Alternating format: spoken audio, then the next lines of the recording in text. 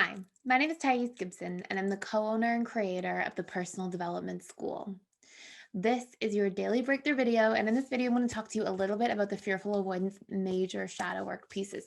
There are honestly many, and they're not always going to be exactly lined up with your attachment style, but I can pretty much guarantee fearful avoidance have felt these ones.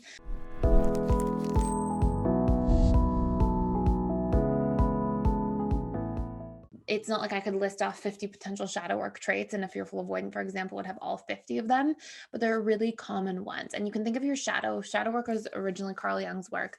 I do have like other long form videos about shadow work in detail. It's literally one of the most powerful tools in terms of like rapid transformation and healing that I've ever come across. It's one of my favorite tools to use.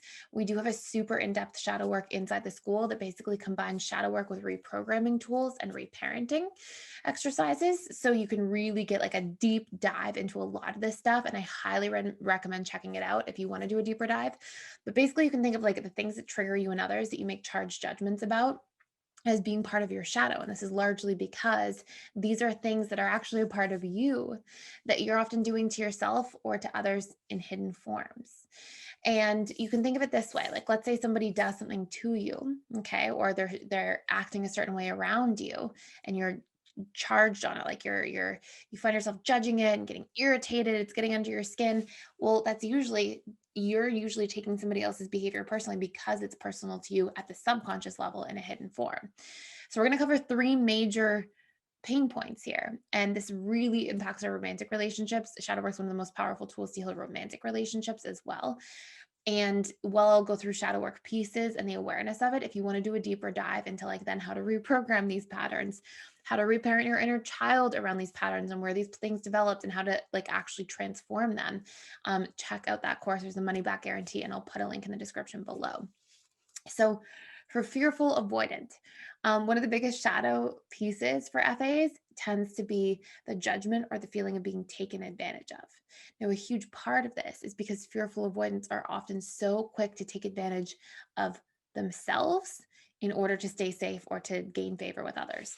And so you'll take advantage of your own, boundaries or your own energy or your own emotions, and you'll literally leave yourself last on the totem pole. And then when somebody takes advantage of you outside of you or violates a boundary or is advantageous or takes a lot from you, it hurts so much because it reflects to you how you're already treating yourself and how you're already diminishing that relationship to self. And so when somebody else comes along, it seems to reaffirm everything you're already doing to yourself. And on top of that, you end up reaffirming whatever meaning you give to that. Like, oh, see, I am unworthy. And if you're treating yourself like that all the time, you're basically through your behaviors inferring in the relationship to self that you're unworthy. So that's a really big piece. And you'll see that those things will continue to trigger you outside of you over and over and over again until you learn to solve that problem, until you learn to stop taking advantage of yourself and treat yourself equally to others and consider your feelings and needs and boundaries and opinions and thoughts and emotions equally to the people around you. And again, we've got lots of deep tools to do that work. Another big one is feeling attacked. And this is a really interesting one because I noticed that fearful avoidants have this really intense need to over defend, right? Somebody attacks you and attacks you, meaning I don't mean like physical attack. I mean like somebody cuts you off while you're driving, somebody like is rude to you in the parking lot or in the grocery store, or you feel like attacked in some way.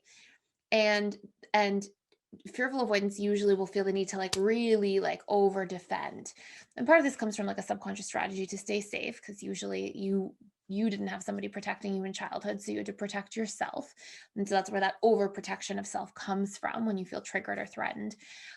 But a big part of this is the shadow part specifically is there you are attacking yourself all day in your internal dialogue, right? Like usually fearful avoidants beat themselves up so much, um, are so critical of themselves, really give themselves a hard time for mistakes, these different things. And so when somebody else makes them feel attacked, it's often a reflection, even like sometimes fearful avoidance coping mechanisms, right? Are very like all or nothing thinking patterns. So you'll say things like, I was supposed to do this, like, oh, I was supposed to get this new job and I didn't get it on my first interview. And so I'm just going to stop applying to jobs altogether. Who cares? or I was eating healthily and clean. And then I had one day where I made a mistake because I was really hungry and on the go and I broke what I was supposed to be eating. And so who cares? I'll just throw in the towel, leave it all alone. And so there can be these really intense, like all or nothing thought patterns. And then those coping mechanisms are sort of you attacking yourself as well, right? It's like you had a goal or a vision or an intention, or you want to change jobs, or you want to empower your health, and then don't throw it away just because there's a little mishap or a mistake, right? So there's sort of that self-punishment, if that makes sense. And that's part of why that mirrors.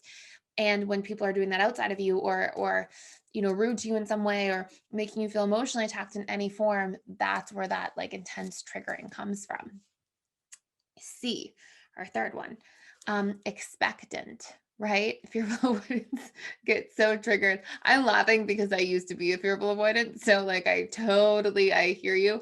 And I've had so many conversations with fearful avoidance over the years. And like one of the biggest ones is people get so triggered by people being expectant. So expecting a lot, having really high expectations or being like rigid in their expectations of you. So let's say it's a job and your boss is very like rigid and like you should be doing this at all times, or they're really intense with the rules, just very expectant in general.